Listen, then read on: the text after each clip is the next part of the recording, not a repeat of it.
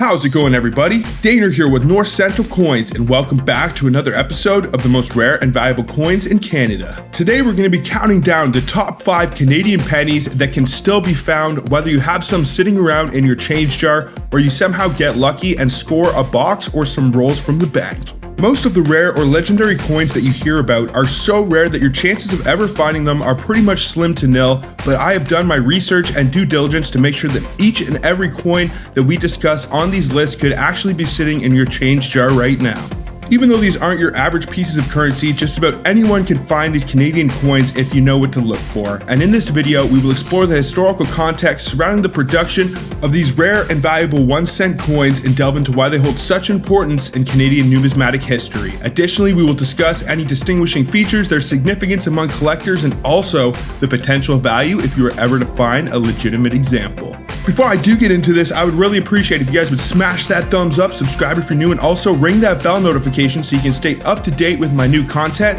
And then without further ado, what do you say we get right into it and break down my picks for the top 5 most valuable Canadian pennies.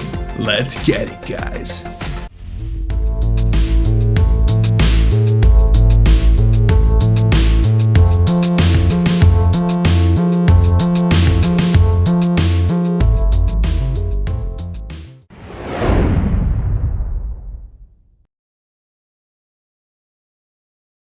The penny is a coin in Canada that is no longer in production and is worth 1 cent or 1/100th of a dollar. The official term for the coin is the 1-cent piece, but people commonly refer to it as a penny or a cent. This is because Canada used British pounds, shillings, and pence as coinage before the year 1858, alongside US decimal coins and also Spanish milled dollars. In French Canada, the penny is often called the cent to keep the English pronunciation. Some of the slang terms for the penny in Canada include the sen noir, or the sou noir, but the common Quebec French usage is the sou. This can be traced back to a lot of the early large copper pennies that were produced in Quebec, and these are actually usually commonly referred to as sou tokens. The production of the penny officially stopped in May of 2012, and the Royal Canadian Mint stopped distributing them in February of 2013. However, the coin is still actually legal tender and can be accepted at banks and financial institutions. Vendors and merchants are no longer required to return pennies as change for cash purchases, and after the year 2012, it has been encouraged to round purchases to the nearest 5 cents in Canada. I think it is honestly only a matter of time before this happens in the United States. I know people don't want it to happen, but economically, it makes a lot of sense.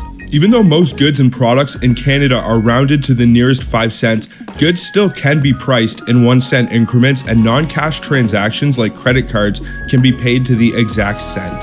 Pennies minted in Canada from the year 1953 onwards depicted Queen Elizabeth II on the obverse of the coin. The reverse of the penny features a maple leaf design. In 1967, they actually featured the iconic rock dove, which was designed by Canadian artist Alex Coville. And from 1982 to 1996, the pennies are actually 12-sided to help the visually impaired identify the coin. In 1997, the copper-plated zinc coins produced proved difficult to plate in the 12-sided shape, so the mint reverted back to a round shape. In the year 1996, the Royal Canadian Mint changed the composition of Canadian 1-cent coins due to the increasing price of copper. They started testing new coins made of steel and using a new production method called multiply plating, which combines nickel and copper layers over a steel core. This method was also used for coins in other countries. The Royal Canadian Mint is innovative and offers a solution to save money without compromising quality. Coins produced with this method had a P added below the Queen's bust from the year 2001 to 2006, which was later replaced by the Royal Canadian Mint logo in the year 2006. The Canadian Mint also adapted this new technique for producing coins for various foreign countries, including Papua New Guinea, New Zealand, Ghana, Oman, Paraguay, Barbados, the Bahamas, and even more. This technique has several advantages, such as saving time and materials by using less nickel, copper, or bronze than other minting techniques. It is also faster than single-ply plating. Additionally, nickel plate resists tarnishing better than cupro-nickel and ferritic stainless steel. The multiply plating technique also provides heightened security by customizing the thickness of each copper and nickel layer to create a unique electromagnetic signature, which prevents vending machine fraud. So between the years of 2000 and 2006, it was quite an experimental time at the Royal Canadian Mint for Canadian pennies, and because of this, 6 different varieties were actually created for the Canadian 2006 penny, and amongst those, there is a Holy Grail penny that can be worth crazy amounts of money. In the past, I've discussed some of the Holy Grail coins that have been discovered or that you can actually find, but there are a few modern coins that are as rare and valuable as the 2006 P non-magnetic Canadian penny. The thing about this coin is that you actually have a decent chance of finding one of them if you hunt pennies regularly. I have actually heard of Canadian coin roll hunters stumbling upon this rare gem. It is honestly one of the most well-known and looked for pennies in Canada that you actually have a decent chance of finding eventually. In terms of its scarcity, this penny actually reminds me a lot to the 1922 to 1925 George V pennies. These pennies, although extremely rare and hard to come by, are not impossible to find, and even in low-grade examples of both the 2006 P non-magnetics and also some of the early 1920s small pennies, they can all be worth minimum of $20 to $30, even at the bottom of their grading tier. So very similar values and scarcity for these Canadian pennies. So stay tuned, because I'm definitely going to be making some videos in the future on those early 1920s Canadian small cents. They can be worth just absolutely insane money. But what do you say we discuss the values and specifications of these 2006 Canadian pennies? Because as I mentioned, there are 6 different varieties, and some of them can be worth some okay money, some of them can be worth pretty much face value, and some of them can be worth a whole heck of a lot of money. And I'm also going to talk briefly about an extremely valuable 2005 Canadian penny out of a proof set that you should definitely have on your radar as well. So let's get into the values of these coins. I'm going to start with these 2005s because they're actually a little bit easier. Now, in terms of value, the 2005s are not too rare or too valuable, at least to find the business strikes or circulation examples. But there exists an extremely rare and valuable variety for the 2005 Canadian pennies, and it is actually a proof strike, and that is the 2005 P non-magnetic Canadian proof penny. Now, just to give you guys an idea of the values of the 2005 Canadian pennies, the 2005 regular Canadian proof strike, so no P mint mark, is worth around $1.95 for a PL64 example, and can be worth around $40 for a PL67. The 2005 P from the proof sets, the magnetic example, is worth around $1.45 for a PL64 and can be worth all the way up to $32.90 for a PL67. And then we have the 2005 P non-magnetic. Now this thing is a holy grail. Your chance of finding it in a coin roll hunt is pretty much slim to nil, but never say never. I have seen much crazier things happen. Your best chance of finding one of these 2005 P non-magnetic Canadian proof pennies is to carry a magnet around with you, go to coin shops, flea markets, maybe check Facebook Marketplace or Kijiji and look for 2005 Canadian proof sets with P mint marks, and basically you just got to throw that magnet onto the penny, and if it doesn't stick to the penny, you might have a holy grail coin that can be worth $1,150 for a PL64 and all the way up to $3,290 for a PL67. This is one of the holy grails of the modern Canadian pennies. There were very few examples struck, so definitely keep your eyes out for 2005 P proof sets, and if you have a magnet with you, maybe just give that penny a little tap, and if it doesn't stick, then you might have a jackpot on your hands. Alright, so what do you say we start going through the 2006 pennies? I'm going to discuss the compositions as well as some of the identifying factors of these pennies, so that way you can find the ones that are worth good money, because there are 2 of the 2006 pennies that can be extremely rare and valuable. So the first one that we are going to discuss is not going to be one of the rare ones, and that is the 2006 with a P mint mark, and this is a magnetic example. So to identify this, you want to flip over to the obverse and look for a little P mint mark under the bust of the Queen. It will also have a magnetic steel planchette. Now, in terms of value, it's worth around 5 cents for an MS60, so pretty much worth face value at the bottom of the MS scale, maybe slightly more. And this one can be worth $73.70 for an MS67 example, which is an extremely high grade example. Now, next up, we're actually going to discuss the rarest and most valuable of the 2006 Canadian pennies, and that is the 2006 P non-magnetic. So basically, to identify this one, you want to flip over to the obverse of the coin and look for a little P mint mark under the bust of the Queen. This coin will have a non-magnetic copper planchet. Now, one of the great things about the rare 2006 pennies that also makes them one of the most searched for pennies here in Canada when it comes to coin roll hunting is that they actually have a pretty decent value on the low end.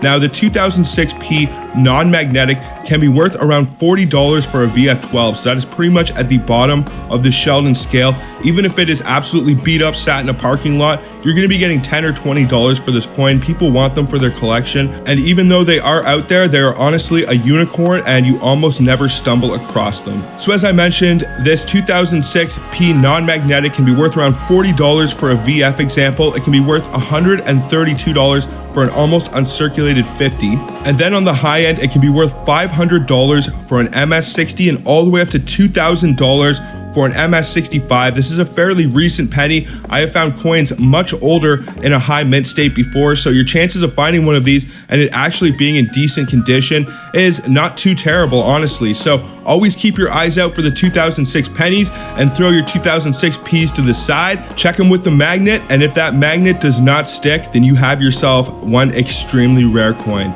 Now, next we'll get into the 2006s with the Royal Canadian Mint logo. Now, there is a non-magnetic and a magnetic. Neither of these are particularly rare or valuable.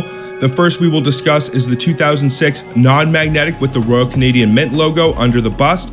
To identify it, you want to flip over to the obverse, look for the Royal Canadian Mint logo under the Queen's bust, and this will have a non-magnetic copper planchet. In terms of value, it's worth around 10 cents for an MS60, and it can be worth up to $45.30 for an MS67, which is an extremely high grade. And then we have the 2006 Royal Canadian Mint logo with a magnetic planchet. To identify this, you want to flip over to the obverse, look for that Royal Canadian Mint logo under the Queen's bust. It will have a magnetic steel planchet, and it can be worth around $1.95 for an MS60 and around $177 for an MS67. So this is definitely the rare of the two varieties, and it may be a good idea to pull a few of these to the side if you're a coin roll hunter. The 2006 Royal Canadian Mint magnetic seems to be the rare and more valuable of the two. And the last two varieties for the Canadian 2006 pennies that we are going to discuss today are the 2006s without any mint marks. Now, just like the previous four pennies mentioned, there is a magnetic and non-magnetic example for the 2006 Canadian penny with no mint mark. The rare one of the two is the 2006 magnetic. First, we'll discuss the 2006 non-magnetic. Now, to identify this, you want to flip over to the obverse of the coin, and there will be no P or no logo of the Royal Canadian Mint mint mark under the Queen's bust, and it will also have a non-magnetic copper planchet. In terms of value, it's worth around 5 cents for an MS60 example, and can be worth around $47 for an MS67. So very similar prices on the high end for the more common of the 2006 coins.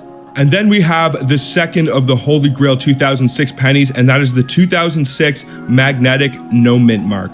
Now, to identify this, you want to flip over to the obverse of the coin, and you are looking for no mint mark under the Queen's bust. It will have a magnetic steel planchet. Now, it was not made in sets, it was only released in circulation. I have still yet to find either of these two of the rare 2006 pennies, but I shall keep looking, and maybe, just maybe, I will have my day. In terms of value, the 2006 magnetic no mint mark can be worth around $75 for an MS60 and all the way up to $863 for an MS67. This one isn't super valuable on the low end. It can be worth around $10 to $20. If it's in a low grade state, people still really want it for their collections. And because you almost never stumble across these things in the wild, people are always willing to pay a premium to add them to their collection. If you ever did find one of these, I would suggest trying to sell it on maybe eBay or Facebook Marketplace. That's usually where you get the most amount of money for these coins. You can maybe try taking it to your local coin shop, but they're usually not interested in varieties like this. They might pay you like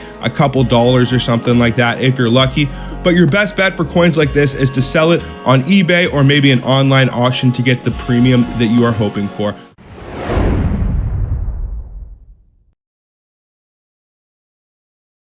The Canadian penny was officially released in the year 1858.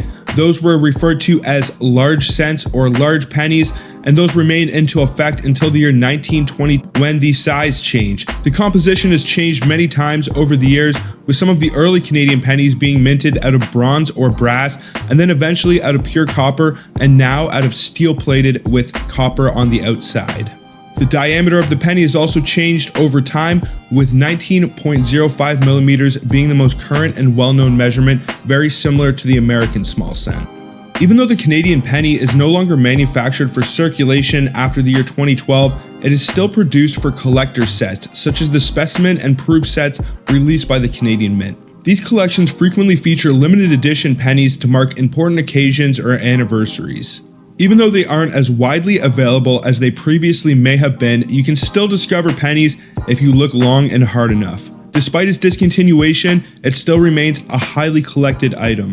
Some of the places that you can get pennies here in Canada are from your bank by asking for a $25 box or some loose rolls, and first of all hoping that they have any, and secondly are ready to break procedure in order to give them to you. Unfortunately, every financial institution in Canada is obligated to return any pennies that have been returned to be melted down.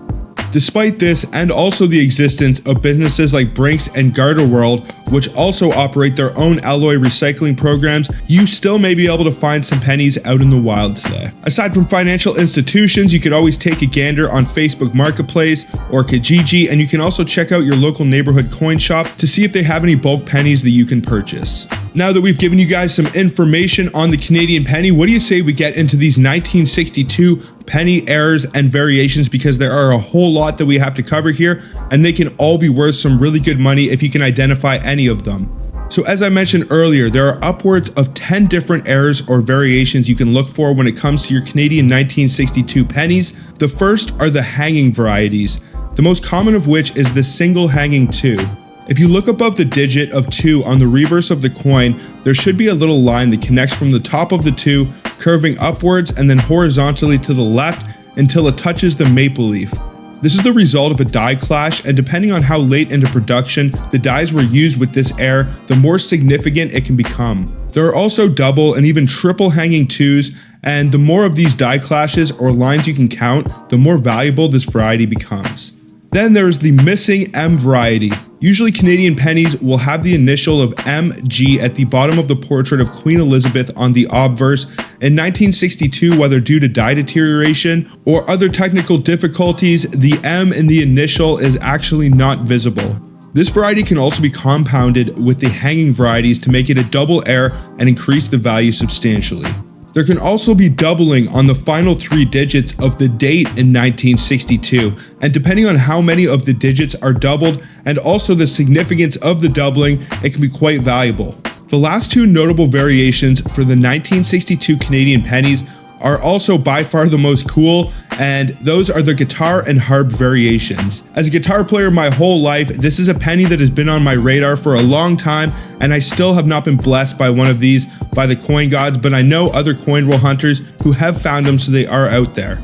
To identify and differentiate between the harp and guitar strings, you have to look underneath the 1 in the 1 cent on the top of the reverse of the coin, and if there are lines running vertically from the 1 to the top of the maple leaf, then you have one of these 2 very rare coins.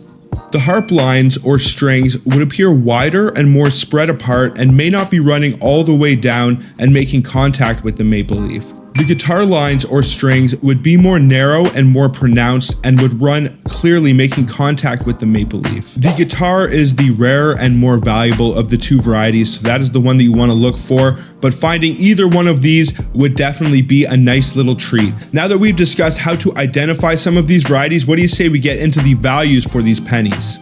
First, we will discuss the 1962 single hanging 2. One thing I do want to point out as well is most of these pennies aren't worth too much on the low end. They aren't worth too much more than face value. You might be able to get a couple dollars for them if somebody really wants them or they're trying to fill a hole in their collection. But usually to get the most amount of money from the coins that I'm mentioning, you want them to be in a high grade state. So that means MS60 to MS67. So to identify the single hanging 2 1962, you want to look for the hook that connects from the top of the 2 to the bottom of the maple leaf. If you can identify that, it can be worth around $9 for an MS60 to an MS62 example.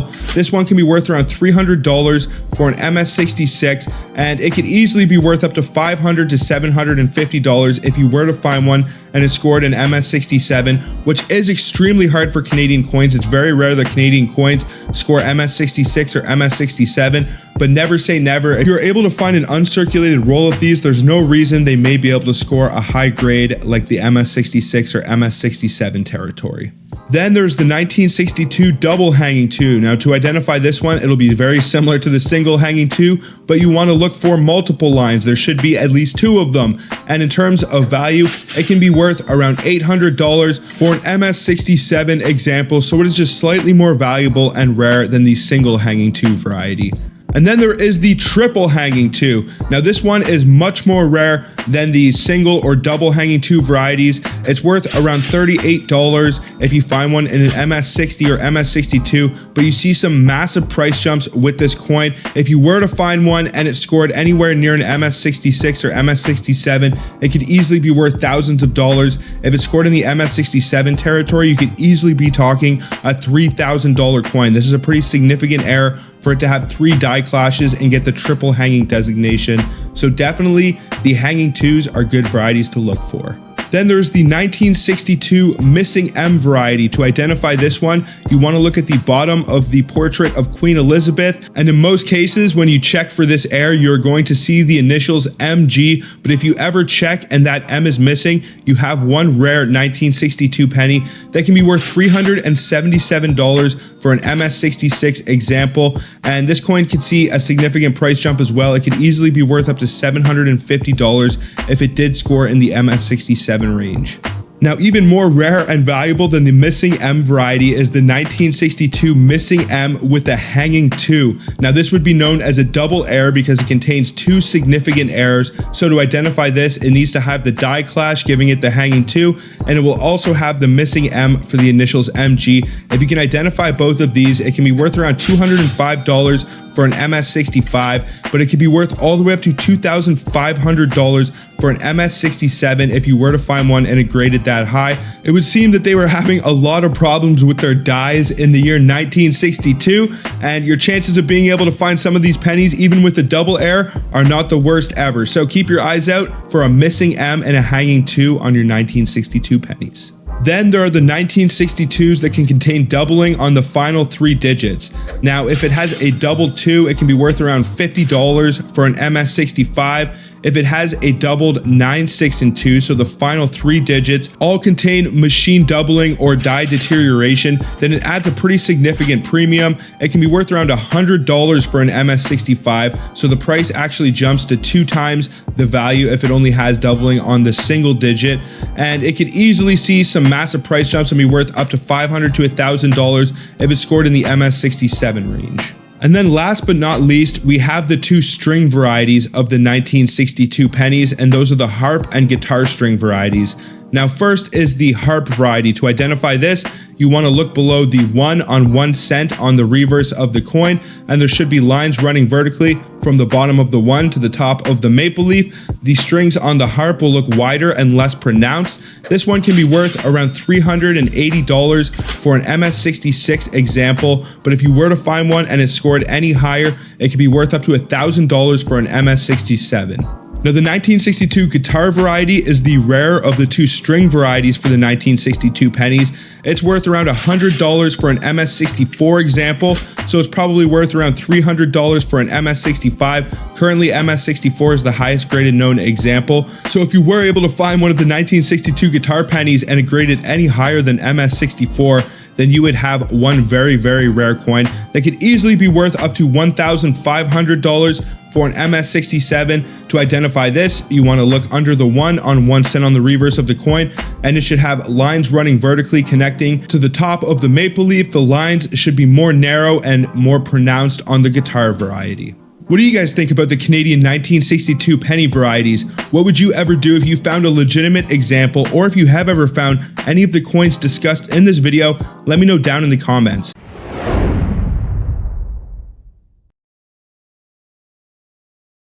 Even though they aren't as accessible as they once may have been, you can still find them if you look hard enough. Some of the best places to get pennies to search for these rare and valuable coins in Canada are from the bank, where you would have to go and ask for a $25 box or for some loose rolls and hope that firstly, they actually have some, and secondly, they are willing to break their protocol and give them to you.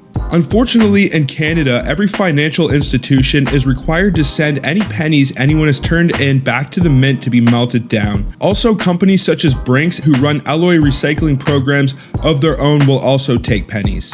Some other places that you can find Canadian pennies to look through are Facebook Marketplace, Kijiji, or you can take a trip down to your local coin shop and see if they have any bulk pennies that you can buy. Now, what do you say we discuss the 1965 and 1985 pointed 5 variety Canadian 1 cent coins?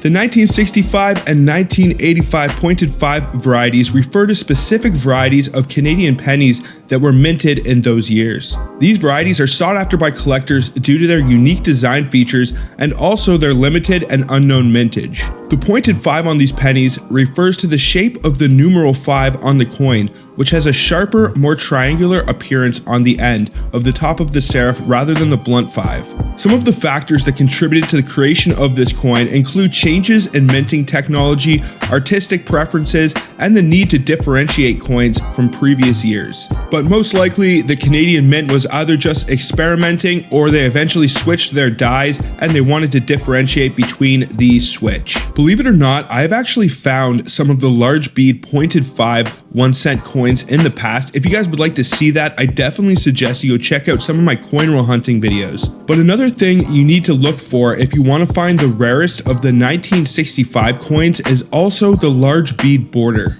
In 1965, there are 4 variations of pennies overall, all of which gravitate around the pointed and blunt 5 and also small and large beads. The most rare of all these pennies is the 1965 with the pointed 5 and the large beads, but the small bead pointed 5 is the most valuable in a high grade, so identifying that pointed 5 is the most important thing.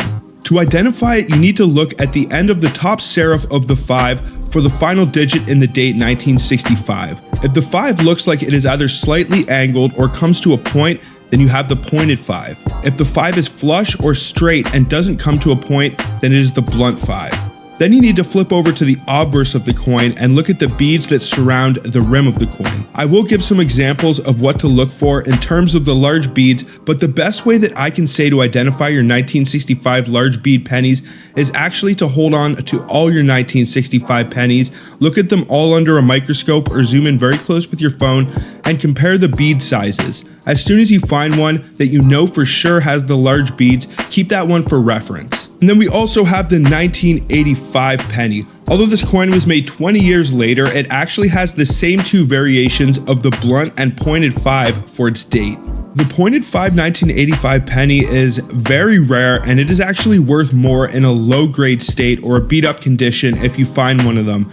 But the blunt 5 1985 can actually be worth some really good money if it gets a high grade or it scores in a mint state. To this day, I still have not found one of these 1985 pennies in any condition that would make it worth getting graded or writing home about, but it's definitely a good one to have on your radar. But now that we've given you an idea of what to look for, what do you say we break down the values for the more rare of all these penny varieties, starting with the small beads pointed 5. Now, on the low end, the 1965 small beads pointed 5 is not worth too much at all. It's pretty much worth face value if it is at the low end, but this bad boy can be worth all the way up to $1,800. So you see some massive price jumps from that penny. It goes from $285 to $1,810. So I'm guessing that there isn't too many of these that survived in a high mint state. So it is definitely one to keep your eye out for if you find any 1965 pennies in good shape. And then we also have the large bead pointed 5. Now on the low end, this one can be worth around $3.40, even at the very bottom of the Sheldon scale. If it is worn, beat up, and been put through the meat grinder, it is definitely a good one to find, and it can be worth around $13.50 for an AU50. Now in terms of the high end for the large bead pointed 5 1965, it's worth around $21 for an MS60, and this one can be worth all the way up to $1,010, and this is another coin that sees some massive price jumps, so it means very few of these score in the high range, and I have actually found 1965s of all varieties in good shape, so this is definitely a good one to keep your eyes out for. And then we have the 1985 penny. So you are looking for the pointed 5 if you want to make any money on the low end. It isn't worth too much at the bottom of the Sheldon scale, only worth around $1 if it is all beat up, worn, and been put through the meat grinder. It can be worth around $5 for an AU50, and the pointed 5 can be worth up to $267. And then last but not least, we have the 1985 blunt 5 penny. Now this one isn't very valuable at all on the low end. At the bottom of the Sheldon scale, it's not worth much more than face value, but as you start to get into the high range of the Sheldon scale and it starts to get into the mid-state range, you start to see some massive price jumps, but it can be worth all the way up to $1,570. Now the price jump there goes from $182 to $1,570.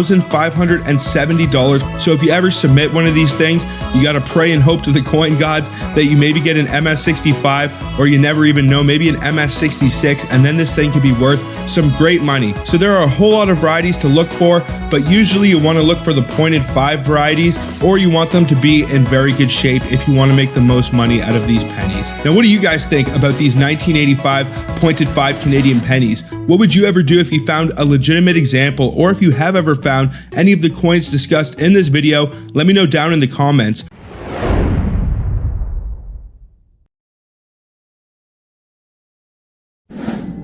Canadian pennies, just like all other Canadian coins, feature the portrait of the reigning Canadian monarch at the time of their issuance. Queen Elizabeth II's likeness graced the penny's obverse starting in the year 1953. Over the years, her image underwent several noteworthy design updates. The first of these alterations occurred in the year 1965, following another in the year 1990, which introduced a fresh perspective courtesy of artist Dora DePadre Hunt. Finally, in the year 2003, Susanna Blunt's updated rendition of Queen Elizabeth II was introduced, showcasing the evolving artistry on Canadian coinage. One distinctive commemorative exception took place in the year 1967 as part of Canada's centennial celebrations. During this special occasion, a unique reverse side was introduced featuring a captivating depiction of a rock dove. This artistic masterpiece was created by the talented Canadian artist Alex Colville. Now, what makes the 1967 penny so noteworthy is this is the only commemorative design where the iconic 1937 maple leaf was not used on the penny. It's an interesting piece of numismatic history that sets the 1967 penny apart. However, the penny's journey eventually concluded in the year 2012. Due to rising manufacturing costs and also inflation, the Canadian Mint ceased production of the penny. It is still considered legal tender in Canada, but it is no longer used in daily transactions. Now, an intriguing facet of Canadian pennies lies in their edges. While most pennies have a traditional round or smooth edge, Canadian pennies minted from 1982 to 1996 featured a distinctive 12-sided edge. This unique design element might seem quite insignificant, but it actually served quite a noble purpose, which was to aid the visually impaired in identifying the coin with ease.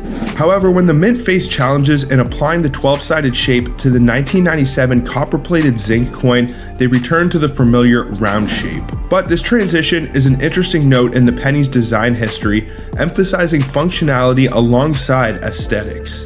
The eventual fate of the Canadian penny had long been a subject of debate, primarily due to concerns over its production costs and perceived lack of practicality. In mid-2010, the Standing Senate Committee on National Finance initiated a comprehensive study on the future of the 1-cent coin. Ultimately, on December 14th of that year, the Senate Finance Committee recommended the removal of the penny from circulation.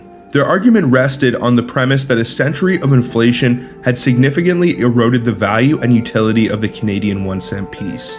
Despite evidence that a decreasing percentage of Canadians were still actively using pennies, there were only actually 37% that were still using pennies as of a 2007 survey. The government did continue to mint the coin, approximately 816 million pennies annually, equating to a staggering 24 pennies for every Canadian. This excessive production was largely a consequence of pennies vanishing from circulation, as people either hoarded them away or simply refrained from using them. In the year 2011, the Canadian Mint's production of pennies soared to 1.1 billion, more than doubling the 2010 figure of 486.2 million pennies. By late 2010, it was estimated that the average Canadian had stashed away as many as 600 pennies, effectively removing them from circulation. The pivotal moment arrived on March 29, 2012, when the federal government announced in its budget that the penny would be phased out of circulation in the fall of that year. The decision was largely attributed to the startling fact that producing a single penny cost 1.6 cents, a clear financial burden. The Canadian Mint struck the last penny for circulation at their facility in Winnipeg, Manitoba on May 4, 2012. And you can actually find that penny at the Bank of Canada's museum in Ottawa. Now, most importantly, existing pennies retained their status as legal tender indefinitely. However, they were withdrawn from general circulation on February 4, 2013, in accordance with the Currency Act. With the elimination of the penny, cash transactions in Canada underwent a significant change. Instead of individual item rounding, the rounding process now applied to the total bill of sale. Totals ending in 1 or 2 are rounded down to the nearest multiple of 5 cents, which is 0. Totals ending in 3, 4, 6, or 7 round down or up to 5 cents, and totals ending in 0 or 9 round up to 10 cents. Though it did seem strange at first, eventually this adjustment became the new norm for Canadian cash transactions, marking the end of an era for the beloved 1-cent coin. Now, before we get into the 1978 and 1979 pennies, I just briefly want to go over machine doubling with you guys so you have a pretty good idea of how to identify the errors on these coins. Now, machine doubling occurs when a coin is struck by the coin press more than once in quick succession, or there is a slight shift or bounce in the coin press during the striking process. It can also occur due to deterioration in the die, and some of the characteristics of machine doubling are caused by a misalignment of the coin die with the planchette, a minor shift or vibration of the coin press during the striking, or a loose or slightly damaged or deteriorated die. Now, the visual characteristics of machine doubling. Machine doubling results in a few key visual characteristics. Parallel or shelf-like doubling. The doubling lines tend to be parallel to the original design, creating a shelf-like effect. Genuine doubled dies usually show doubling in various directions. And a lack of spread. Unlike true doubled dies, machine doubling does not exhibit the spread or separation between doubled elements.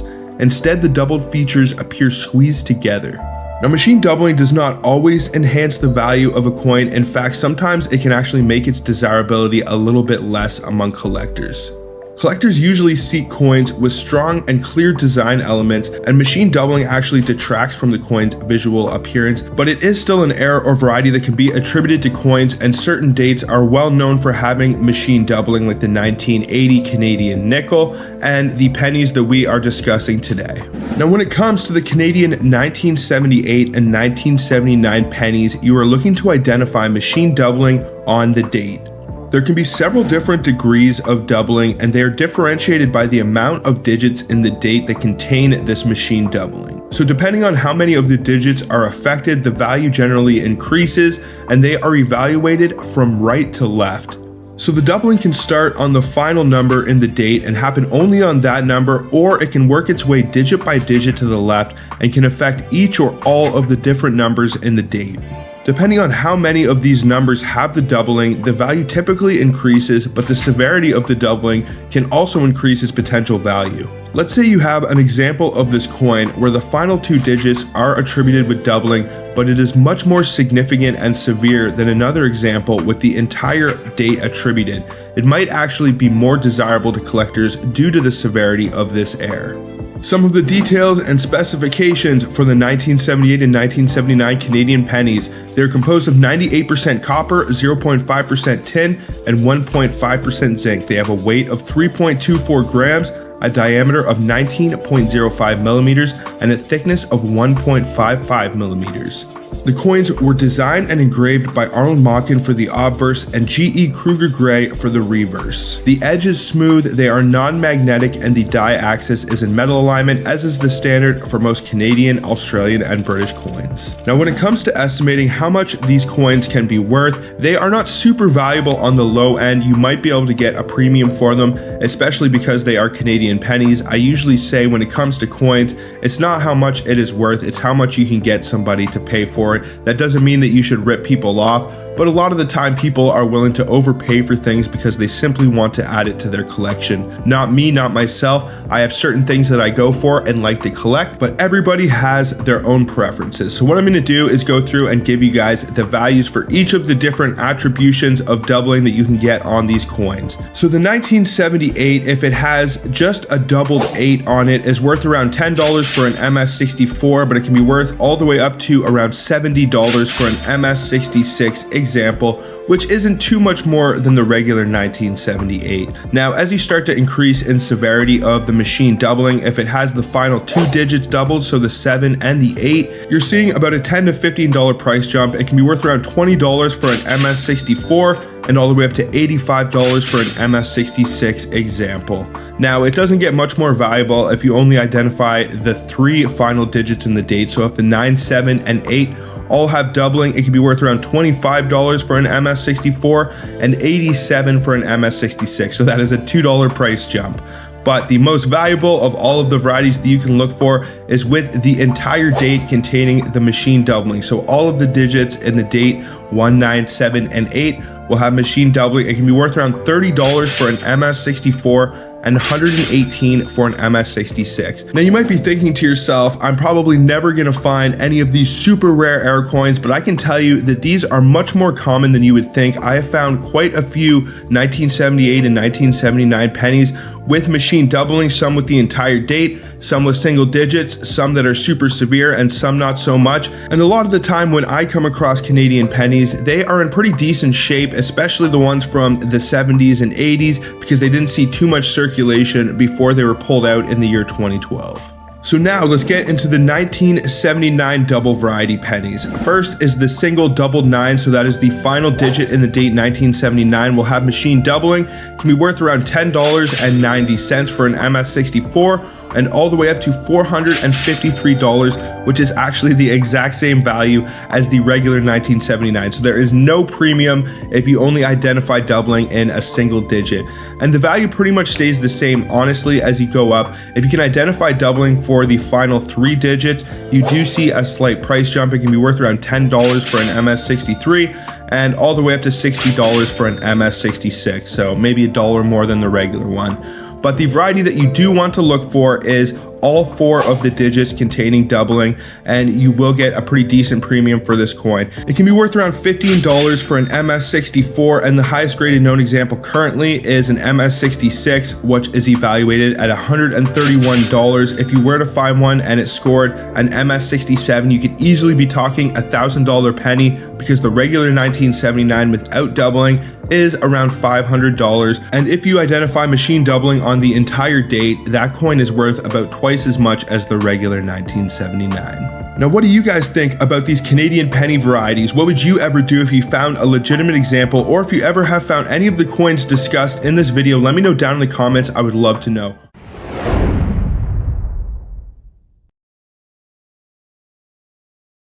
In the year 1939, Canada entered World War II. This period saw global tension as Canadian forces, along with those of Great Britain, France, eventually the United States, and other countries, fought against the Axis powers in Europe, Asia, and North Africa.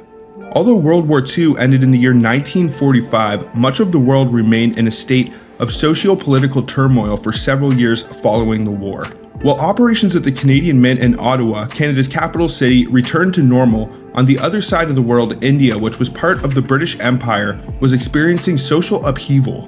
A movement for independence, largely led by anti-colonial activist Mahatma Gandhi, achieved its goal on August 15, 1947, when India finally became a fully independent nation. India's independence had implications for the ongoing production of Canadian coinage. Starting in the year 1937, during King George VI's reign, Canadian coins featured an inscription on the obverse side reading Georgius VI.DG Rex ETIND-IMP, which is an abbreviation for the Latin phrase King George VI by the grace of God and Emperor of India. By the year 1948, new dies reflecting India's independence had not yet been prepared at the Royal Canadian Mint. As a result, the production of Canadian coins dated 1947 actually continued into 1948, and these coins would feature a small maple leaf to the bottom right-hand side of the 7 in the date. The limited mintage of Canadian coins in the year 1948 can be attributed to several factors, each playing a crucial role in shaping the production of coins during that period. The first was the change in inscription. One of the primary reasons for the reduced coin production in 1948 was the need to change the inscription on Canadian coins. Until that year, the coins bore the inscription ETINDIMP, which signified that the reigning British monarch was also the Emperor of India. But in 1947, India gained its independence from British rule and the British monarch was no longer the Emperor of India. This significant change necessitated the alteration of the coin inscriptions to reflect the new reality. The process of changing the inscription on coins involved the creation of new master dies and working punches. These tools were essential for minting coins with the updated design and inscription, replacing the ETINDIMP. This process was time-consuming and intricate, leading to delays in acquiring the necessary dies and punches for the production of the coins with the new design. Due to the complexities involved in producing these new dies and punches, they were not actually available until late into 1948. This delayed the commencement of coin production with the updated designs, and as a result, coin production for that year had a late start, further limiting the number of coins that could be minted with the date 1948. Another noteworthy factor contributing to the limited coin production in 1948 was actually the lack of demand for dollar coins from specific regions in Canada. Cities such as Calgary, Halifax, St. John's, and Regina did not request any dollar coins for that year. This reduced the demand for specific denominations and also played a crucial role in the overall decrease in coin production. The scarcity of Canadian coins minted in the year 1948 can be attributed to the need for a significant change in coin inscriptions following India's independence.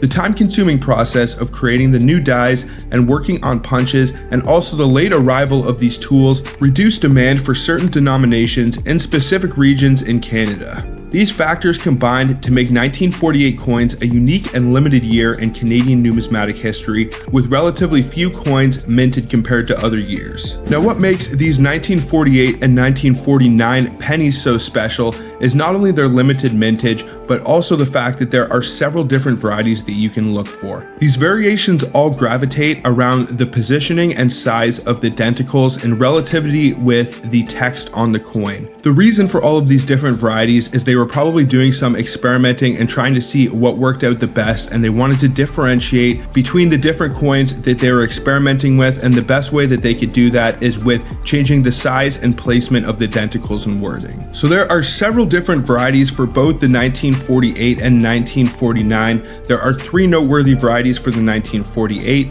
and 2 for the 1949. Now for the 1948, there are small and large denticle varieties, and it can affect the value depending on the size of the denticle. For the 1949, the size does not matter as much, only the orientation of the last A in gratia in relativity to the denticles. So what you want to do is look at the top of the A, and if it points directly to a denticle, then you have yourself one of the rare varieties. Now for the 1948, you want it to point towards a small denticle. That is the rarest of the 3 different varieties, and the A to the large denticle is also fairly valuable as well.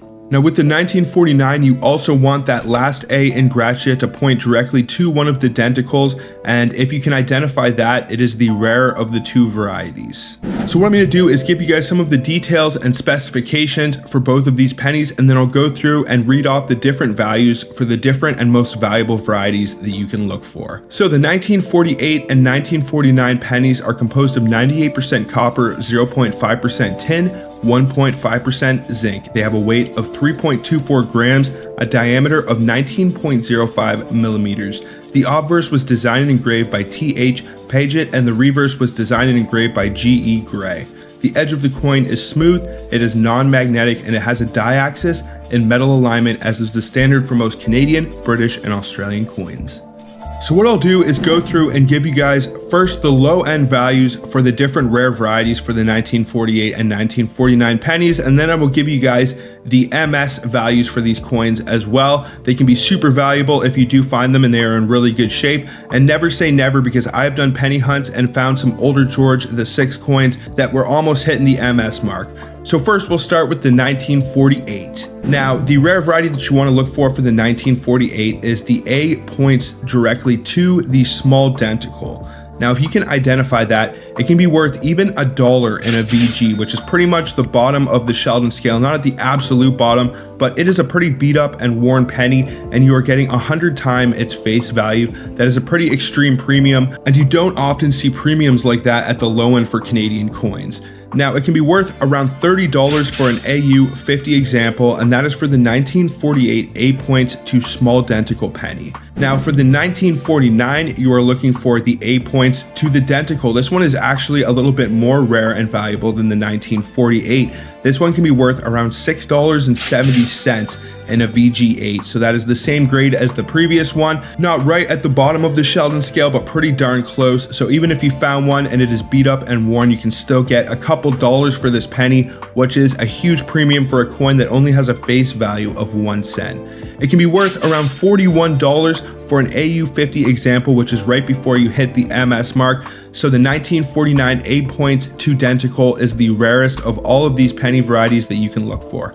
Now, when you start to get into the MS range, the 1948 A points to large Denticle is not quite as valuable as the A points to small Denticle, but it is still worth some decent money. It can be worth around $6.50 for an MS60. It can be worth around $364 for an MS65, but then you see a massive price jump, as currently there is an MS66 graded example that is evaluated at around $1,620. So that tells you that there probably aren't too many high grade examples of this coin out there. So if you ever happen to come across any uncirculated rolls of 1948s or 1949s, don't think about them, buy them.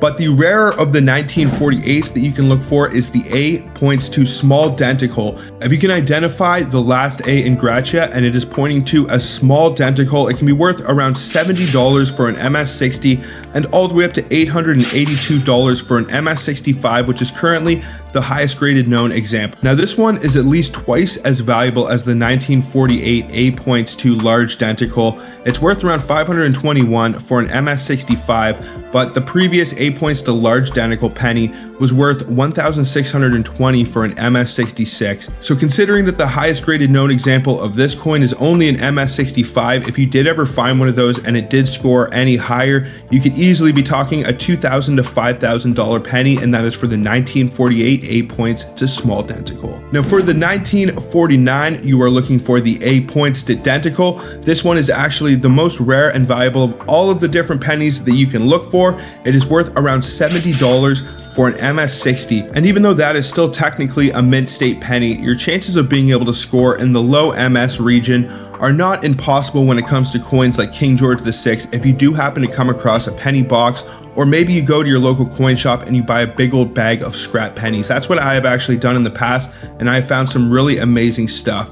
So the 1949 A points to Denticle can be worth around $71 for an MS60. So that could actually be a huge premium. Even if you sent this to be graded by PCGS, you could still make a profit off of this coin if you did identify a legitimate example. Now, the highest graded known example currently for the 1949 A points to Denticle is an MS66, and it is currently evaluated at $13,900. That is a whole lot of money for a penny that you actually have a decent chance of finding. I have found plenty of 1949s in my coin roll hunt. I have not found any of the super rare varieties, but I will definitely keep my eyes open for this penny, and you guys definitely should too. It never hurts to be armed with a little bit of knowledge so you don't accidentally throw a coin back into circulation that could be worth thousands of dollars, if not more. Now, what do you guys think about these Canadian penny varieties? What would you do if you ever found a legitimate example, or if you ever have found any of the coins discussed in this video? Let me know down in the comments. I would love to know. Also, I would really appreciate if you guys would smash that thumbs up, subscribe if you're new, and also ring that bell notification so you can stay up to date with my new content. But I think that is pretty much going to do it for this one, folks. So until the next one, everybody, peace out and have a good one, y'all.